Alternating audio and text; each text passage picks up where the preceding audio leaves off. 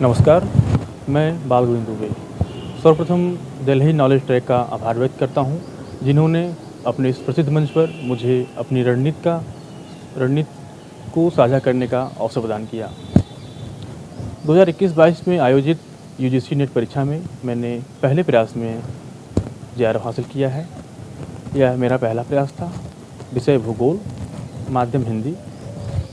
और विगत 13 मार्च को ही आयोजित उत्तर प्रदेश लोक सेवा आयोग द्वारा आयोजित जीआईसी परीक्षा का मैंने मेंस भी दिया है। और 2019-20 में यूपी बीएड एंट्रेंस में मैं टॉप रैंक होल्डर भी रहा हूँ। 2019 में मेरा रैंक 203 और 2020 में मेरा रैंक 157 था। मैं मूलतः आजमगढ़ ज़िले के ग्राम धनीदेवा का निवासी हूँ। पिताजी हमारे साधारण किसान हैं। प्रारंभिक शिक्षा हमारे गांव के ही प्राइमरी स्कूल में हुई है। स्नातक उदयना महाविद्यालय आजमगढ़ और परास्नातक एडीसी कॉलेज इलाहाबाद विश्वविद्यालय से सन 2018-20 में हुआ है। इस परीक्षाओं के लिए यानी चाहे जीआईसी हो, चाहे नेट जेआरएफ हो, चाहे बीएड हो, मैंने कभी भी कोई भी कोचिंग नहीं ज्वाइन किया है। और रही रणनीति की बात, तो आप लोग से 2-3 बिंदुओं पर मेरा निवेदन है, इस पर आप ज़रा ध्यान दीजिएगा। पहला है कि आप अगर विद्यार्थी जीवन से रहते मिलान करते हैं तो आपका मोबाइल का नोटिफिकेशन हमेशा ऑफ रहना चाहिए। दूसरा है कि कम से कम आपके पास एक कुर्सी और मेज़ ज़रूर रहना चाहिए, यानी टेबल चेयर आपके पास जरूर रहना चाहिए जिस पर आप पढ़ें। और उस टेबल पर आप एक डिजिटल स्टॉप वॉच आता है, 100-150 को मुश्किल से मिलेगा, उसको आप उस पर ज़रूर रखें। इस स्टॉप वॉच से आपको 2 फ़ायदा होगा। पहला कि आप समय से आबद्ध होकर पढ़ाई करेंगे। दूसरा कि अगर आपके पास भ्रम है कि आप 8 घंटे 10 घंटे पढ़ाई करते हैं, वो भ्रम दूर हो जाएगा। क्योंकि हमें लगता है कि हम 8 घंटे 10 घंटे पढ़ाई करते हैं, लेकिन उसका आउटपुट नहीं निकल पाता जैसा कि चाहिए। क्योंकि आप 10 घंटे दे रहे हैं और आपका अच्छा आउटपुट भी निकल रहा है, तो आप पर इस पर मंथन करने की आवश्यकता है। तो इस स्टॉप वॉच से क्या होगा कि आप पढ़ने बैठ रहे हैं तो उसको आप चालू कर दीजिए। फिर आप कदाचित फ़ोन आ जा रहा है, कोई बुला रहा है, कहीं जाना पड़ रहा है, तो उसको ऑफ करके जाइए। फिर पढ़ने बैठ रहे हैं, फिर इसको आप स्टार्ट कर दीजिए। तो आप देखेंगे शाम को या रात को जब आप सोने जाएंगे, उसके पहले देखेंगे जहाँ आप 6 घंटे 7 घंटे पढ़ते थे, वहाँ आप मुश्किल से 3-4 या 5-4 घंटे में आप सिमट जाएंगे। तो आपको एहसास होगा कि हाँ, कि समय क्या है, मैं कितना पढ़ता था और मेरा आउटपुट क्यों नहीं निकल रहा है। रही नेट परीक्षा की बात, तो इसमें 2 प्रश्न पत्र होते हैं। एक सामान्य प्रश्न पत्र और एक आपका जो भी विषय हो। हालांकि मेरा विषय भूगोल है। और जो पहला प्रश्न पत्र होता है सामान्य प्रश्न पत्र, इसमें कुल 50 प्रश्न आते हैं। और इस सामान्य प्रश्न पत्र में 10 खंड होते हैं। जैसे आपका लॉजिकल रीजनिंग हो गया, टीचिंग एप्टीट्यूड हो गया, रिसर्च एप्टीट्यूड हो गया, कॉम्प्रिहेंशन हो गया, एनवायरनमेंट हो गया, आईसीटी हो गया। इस प्रकार से कुल 10 टॉपिक इसमें रहते हैं और प्रत्येक टॉपिक से 5 प्रश्न आते हैं। तो आपको इसके लिए आपको क्या करना होगा, देखिए सबसे पहले आप 2 चीज़ें कीजिए। आप प्रीवियस ईयर के क्वेश्चंस यानी विगत वर्षों के प्रश्न पत्र को देखिए और दूसरा सिलेबस को देखिए। अगर आप ईमानदारी से विगत वर्षों के प्रश्न पत्रों को आप यानी 10 प्रश्न पत्र भी आप अच्छे से सॉल्व कर ले जा रहे हैं, यानी प्रत्येक प्रश्न को अच्छे सॉल्व कर ले जा रहे हैं, आप मेरी बात मानिए, आप हमेशा 32, 34 यानी 30 प्लस ही आपके प्रश्न सही होंगे कभी भी। और इसके लिए देखिए मैंने बहुत किताबें तो नहीं, लेकिन जैसे कि मुझे भी रिकमेंड किया गया था कि आप मदान की किताब लीजिएगा। हालांकि मैं अपने आत्मसंतुष्टि बस उसको मैं ले लिया था, लेकिन मैं उसको पढ़ नहीं पाया था क्योंकि मेरे पास समय का अभाव था। तो इसलिए मैंने ज़्यादा ध्यान दिया है विगत वर्षों के प्रश्न पत्रों पर। मैंने कुल मिला के करीब 10 विगत वर्षों के प्रश्न पत्र को अच्छे से सॉल्व किया था मैंने। और उसी से सॉल्व करने के साथ साथ क्या किया कि मुझे जहाँ जहाँ समस्या हुई तब मैं जाकर यूट्यूब का सहारा लिया। अन्यथा मैं यूट्यूब का बहुत कम ही सहारा लेने का प्रयास करता हूँ अभी भी, चाहे कोई भी एग्ज़ाम हो। मैं किताबों को सबसे अच्छा मित्र मानता हूँ और किताबों के माध्यम से आज जो मैं सफलता पा रहा हूँ, किताबों की ही देन है। आप जितना भी यूट्यूब का कम सहारा लेंगे आपके लिए बेहतर होगा। हाँ, यूट्यूब सहारा लीजिए, जब किताबों से आपकी समस्या का समाधान ना हो तब आप यूट्यूब को सहारा लीजिए, इसमें कोई गलती नहीं है। लेकिन हाँ, आप बचिए। तो ये हो गया पहला प्रश्न पत्र का। और इसीलिए किताब में देखिए, अगर आप बताया मैंने कि जैसा कि आप अगर विगत वर्षों के प्रश्न पत्र को अच्छे सॉल्व कर ले जा रहे हैं तो आप इसमें से जाहिर सी बात है 30, 32, 35 आराम से पा जाएंगे। जैसा कि मेरा 33 प्रश्न सही था इसमें। रही बात द्वितीय प्रश्न पत्र की, मेरा भूगोल था। तो भूगोल के लिए मैंने क्या किया था कि मैं पहले 2 चीज़ें करता हूँ। पहले मैं देखता हूँ सिलेबस इसका क्या है, दूसरा देखता हूँ कि इसका विगत वर्षों के प्रश्न पत्र। तो मैंने कि जैसा कि मैंने पहले जीएससी की तैयारी किया था और पीजीटी की तैयारी किया था, तो मैं पर्टिकुलर एग्ज़ाम के समय इस पर बहुत अच्छे से ध्यान नहीं दे पाया। तो मैं क्या किया कि विगत वर्षों के प्रश्न पत्र को अच्छे से देखा और मैं ये विश्लेषण किया कि प्रश्न आ कहाँ से रहे हैं, क्योंकि इसमें भी 10 टॉपिक आपके हैं। तो मैंने यह उसमें से देखा कि आखिर इन जो 10 टॉपिक, क्योंकि इसमें से तो ये है नहीं कि पर्टिकुलर इस टॉपिक से इतना ही प्रश्न आएंगे जैसा कि पहले प्रश्न पत्र में है। तो मैंने इसमें यह देखा कि किस टॉपिक से ज़्यादा प्रश्न उठाए जा रहे हैं। जैसे कि आप जब पाएंगे, आप अध्ययन करेंगे तो आप पाएंगे जैसे कि models and theory, geography of India, भू आकृति विज्ञान, क्लाइमेटोलॉजी, इन सब चैप्टर से क्वेश्चन ज़्यादा उठाए जा रहे हैं। आप मेरी बात तो मानिए ही, दूसरी आप अपने स्वयं अध्ययन कीजिए, विगत सिलेबस को देखते हुए विगत प्रश्न पत्रों को हल कीजिए और उसमें से ये देखिए क्वेश्चन किस पार्ट से ज़्यादा आ रहे हैं। तो आप पाएंगे कि इन कुछ महत्वपूर्ण टॉपिक्स हैं, जैसा कि मैंने बताया, वहाँ से ज़्यादा प्रश्न आ रहे हैं, तो उसको आप नोट डाउन कीजिए। ये आपका पहला काम रहेगा। और दूसरा देखिए, किताब के संबंध में तो मैं बहुत किताबों को फॉलो नहीं कर पाया था। मैं देखिए समिंद सर का जो भौतिक भूगोल आता है उसको मैंने फॉलो किया था, अच्छे से फॉलो किया था। और समिंद सर का, और भूगोल में, भारतीय भूगोल में मैंने आरसी तिवारी सर का किया था फॉलो, आरसी तिवारी सर का किया था। और देखिए मैं मानव भूगोल, मेरे पास कोई किताब तो फिलहाल नहीं है, क्योंकि मैं जीआईसी और पीजीटी परीक्षा के दौरान जितना मैं टेस्ट वगैरह बाजार से ला के दिया था, तो मुझे जो प्रश्न नहीं आते थे उसको मैं नोट डाउन करता था, चाहे वह विगत वर्षों प्रश्न पत्र हो नेट का, चाहे जीआईसी का, चाहे पीजीटी का। जो मुझे कठिन लगते थे उसको मैं नोट डाउन करता था।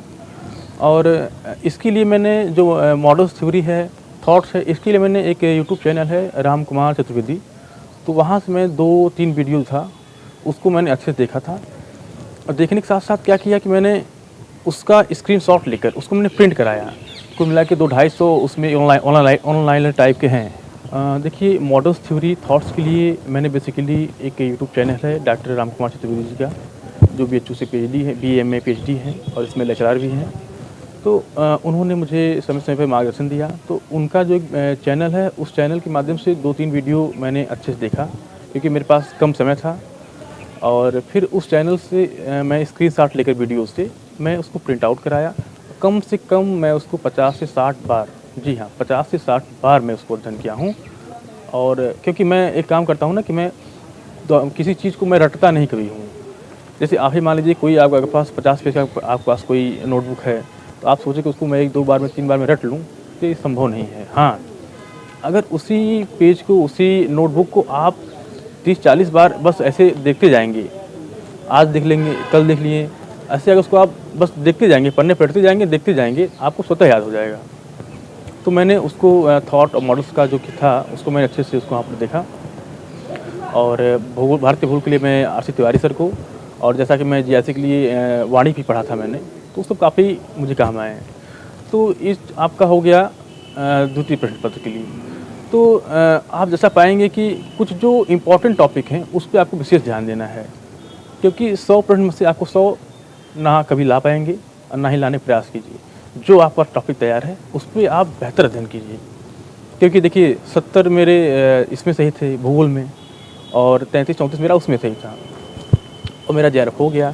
जाहिर सी बात है, अगर आप 70 सही कर ले जा रहे हैं 100 में, तो आपका श्योर है कि आप JRF हो जाएंगे। तो प्रयास कीजिए, आपको 150 में 150 नहीं लाना है, आपको 130 कह रहा हूँ। अगर आप 150 में 100 मतलब 100 प्लस हैं, तब भी आपका JRF हो जाएगा।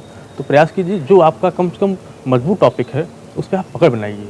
और देखिए भूगोल के संबंध में ही आपको 1-2 चीज़ें और करनी होगी। पहला क्या है कि आप इसमें बहुत चीज़ें आपको फैक्चुअल आपको तैयार करना होगा। तो पहला काम कीजिए आपकी मैप, आप जहाँ पढ़ रहे हैं, जो पढ़ रहे हैं, चाहे विश्व पढ़ रहे हैं, चाहे भारत पढ़ रहे हैं, आप मैप ज़रूर देखिए। जो भी पढ़ रहे हैं उसको तुरंत आप मैप से रिलेट करें। यहाँ बगल में आप मैप टांगें, वहाँ से उसको तुरंत रिलेट करें। इससे क्या होगा कि आपका कॉन्सेप्ट बन जाएगा, क्योंकि आप छोटी अच्छी तैयारी नहीं कर रहे हैं, आप नेट JRF, आप असिस्टेंट प्रोफेसर बनेंगे, तो जाहिर सी बात है कि आपकी जो कॉन्सेप्ट है वो क्लियर रहना चाहिए। तो मैप पर विशेष ध्यान दीजिए, और जो फैक्चुअल चीज़ें हैं उसका प्रयास कीजिए, ट्रिक बनाइए, उसका प्रयास कीजिए, ट्रिक बनाइए। जैसे मान लीजिए नदियाँ हैं, दक्षिण भारत की नदियाँ हैं क्रम वाइज ऊपर से नीचे, इसका आप ट्रिक बना सकते हैं। पहला शब्द लीजिए और अपने शब्दों में ट्रिक बनाइए, किसी को फॉलो मत कीजिए, क्योंकि आपका अंतिम में आपका अपना याद आएगा जो आप बनाए रहेंगे। और जैसे मान लीजिए ब्रिटिश ज्योग्राफर हैं, जर्मन के हैं, अमेरिकन हैं, फ्रांसिस हैं, तो इनका एक क्रमबद्ध याद कीजिए, एक क्रमबद्ध याद कीजिए। ट्रिक बनाकर उनका पहले शब्द का पहला अक्षर लीजिए और ट्रिक बनाइए और उसका क्रम से आप उसको याद कर लीजिए। हमारी बात मानिए, आपको बहुत अच्छा परिणाम मिलेगा आप अगर ऐसा करते हैं। तो ये सब रही देखिए भूगोल से संबंधित रणनीतियाँ। तो एक बार मैं पुनः दोहराना चाहता हूँ, सिलेबस को अच्छे से देखिए, उसके बाद आप विगत वर्षों के प्रश्न पत्रों को बहुत अच्छे से उसको प्रत्येक प्रश्न को उसके हर जितने भी उसके आयाम हैं उनको आप अच्छे से देखिए। और इसके साथ साथ आप जो आपको समस्या हो रही जहाँ पर आप यूट्यूब पर सहारा लीजिए। फिर आप क्या करेंगे कि आप अपना शॉर्ट नोट जरूर बनाएं। मेरा शॉर्ट नोट जो बना हुआ है, मैं जीआरसी के लिए चाहे अध्ययन किया, चाहे पीएचडी के लिए किया, चाहे मैं नेट के लिए किया, तो मैं क्या किया, पढ़ने की किताब के साथ साथ जो टेस्ट मैंने दिया था बाज़ार से किताब लाके या जो भी, तो वहाँ भी अगर मुझे कुछ समझ नहीं आ रहा था तो मैं उसका नोट डाउन किया, उसको मैं अपने शब्दों में उसको मैं उतारा संक्षिप्त में। और एक सारगर्भित नोट्स बनने के साथ साथ, क्योंकि 8 दिसंबर को मेरा जीआरसी प्रीलिम्स का भी रिजल्ट आया, तो मुझे मेंस भी तैयारी करनी थी और मेरा पहला प्रयास था नेट का। तो मैं सोचा भाई कि हो सकता है ये अनएक्सपेक्टेड रहता है, हो या ना हो। मैं ज़्यादा फोकस दिया अपना जीआरसी पर, क्योंकि मुझे इस मेंस देना था। और लेकिन जब वो मेरा नोट्स बना था और एग्ज़ाम के 2-4 दिन पहले मैं उसको अच्छे से देख लिया था, तो वो मुझे बहुत काम आया। तब मैं आपसे आज निवेदन कर रहा हूँ कि आप अपने शॉर्ट नोट्स ज़रूर बनाएं। देखिए, सफलता कभी व्यक्तिगत नहीं होती, इसके पीछे कईयों का हाथ होता है। मैं ईश्वर का पुनः धन्यवाद देना चाहता हूँ, साथ ही साथ अपने पूज्य माता पिता जी का मैं आभारी हूँ, गुरुजन का आभारी हूँ। और इस सफलता में जो सफलता का जो श्रेय है, मैं अपने बड़े भाइयों जय गोविंद दुबे, हरि गोविंद दुबे, श्री गोविंद एवं कृष्ण गोविंद को, मित्र जो हमारे शुभम जी हैं और बीपी पांडे सर जी हैं, और सबसे अधिक मैं डॉक्टर राम कुमार चतुर्वेदी जी को देना चाहूँगा कि जिन्होंने मुझे समय समय पर मार्गदर्शन दिया और मार्गदर्शन के देने के साथ साथ मुझे प्रोत्साहित भी किया। तो ये सफलता असफलता देखिए लगी रहती है, इससे आपको घबराना नहीं है। हो सकता है आपका नेट ना हो पाया हो सकता है आपका जेआरएफ ना हो पाया हो, इससे घबराने की आवश्यकता नहीं है। तो इस प्रकार मुझे आशा ही नहीं पूर्ण विश्वास है कि मेरी द्वारा साझा की गई रणनीतियों से आप संतुष्ट होंगे। लेकिन रणनीतियाँ सबकी सुनिए, बनाइए अपनी आप, क्योंकि काल परिस्थिति के अनुसार सबकी जो रणनीति होती है वो अलग अलग होती है, निर्भर करता है आप पर। हाँ, लेकिन जो कुछ मैं बिंदु बताया हूँ उस पर विशेष ध्यान दें आप। देखिए, मुझे आशा ही नहीं पूर्ण विश्वास है कि मेरे द्वारा साझा की गई रणनीति से आपको बहुत ही लाभ मिलेगा। रणनीतियाँ सबकी सुनिए, लेकिन काल परिस्थिति के अनुसार आप अपनी रणनीति को बनाएं। और मैं एक बार पुनः दिल्ली नॉलेज ट्रैक का आभार व्यक्त करता हूं, जिन्होंने इस प्रसिद्ध मंच पर मुझे अपनी रणनीति को साझा करने का अवसर प्रदान किया है। और साथ ही मैं फिर से यही कहना चाहूँगा कि आप आए हैं शहर में, आप गाँव पे कहीं भी हैं, आप पढ़िए, अपने जो शुभचिंतक हैं उनकी अपेक्षाओं पे खरे उतरिए। इसी के साथ ही मैं एक दो पंक्तियों के साथ मैं अपनी वाणी को विराम दूंगा कि क्या हार में क्या जीत में, किंचित नहीं भयभीत में, संघर्ष पथ पर जो मिले यह भी सही वह भी सही, हार मानूंगा नहीं। असफलता एक चुनौती है, स्वीकार करें, गलती हुई कहाँ देखे और सुधार करें। बिना कुछ किए किसी की जय जयकार नहीं होती, कोशिश करने वालों की कभी हार नहीं होती। धन्यवाद बेटी, नमस्कार।